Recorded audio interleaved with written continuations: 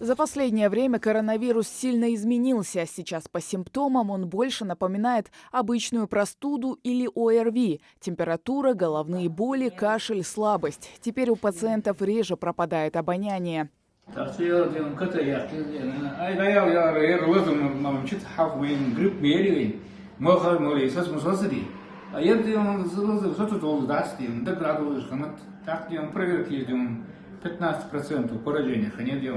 В Малгобекском госпитале сейчас находится 75 больных. Из них 7 человек в реанимации и 1 на ИВЛ. Коронавирус не щадит никого. Если вначале болели в основном пожилые, то сейчас в опасности и молодые люди, и даже дети. Новые штаммы лучше приспособлены к окружающей среде. Омикрон более заразен, чем дельта-штамм. Этим и объясняется недавняя вспышка после новогодних каникул. Тогда цифры зараженных в регионе подскакивали до 350 в день.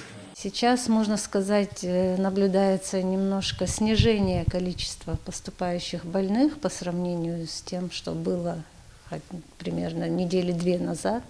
Примерно даже в 2 раза меньше людей стало, чем было больных.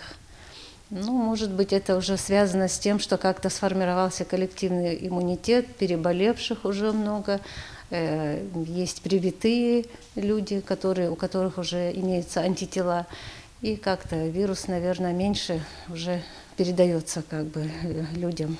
По данным Оперштаба, в целом ситуация по стране нормализуется. Если раньше выявляли по 200 тысяч зараженных в день, то сегодня статистика показывает не больше 125 тысяч больных. Но врачи все равно начеку. В Малгобекской больнице 120 коек. В случае необходимости коечный фонд можно развернуть и до 240. Сейчас главное соблюдать традиционные меры безопасности, говорят медики. Опасаться ковида особенно нужно тем, у кого имеются хронические заболевания. Люди ослабленные, с сопутствующими кардиологическими проблемами, с сопутствующими эндокринологическими проблемами. И если вирусное заболевание наслаивается еще на какую-то хроническую болезнь легких, там обструктивный бронхит или астма, у этих пациентов болезнь протекает более тяжело.